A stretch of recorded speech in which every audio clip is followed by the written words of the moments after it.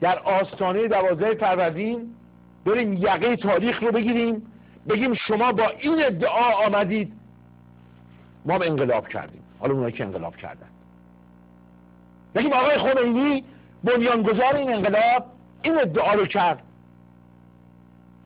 جواب بدید به ما در طول 30 سال. جوابشو من براتون دارم، ببینید اینو.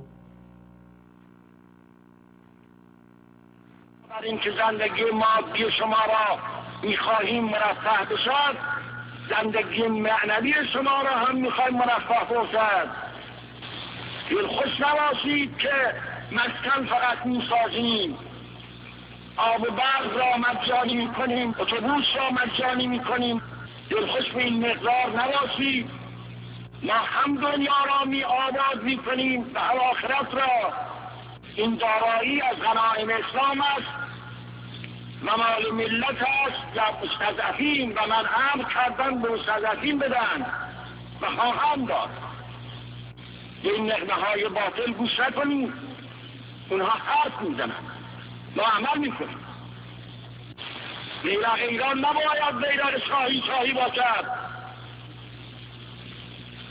آرمهای ایران نباید آرمهای شاهی باشد، باید آرمهای اسلامی باشد.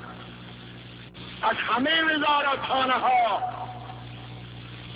از همه ادارات باید این شیر خورشید منحوس قطع بشد. آثار اسلام باید باشد، یا آثاری که تمدن است.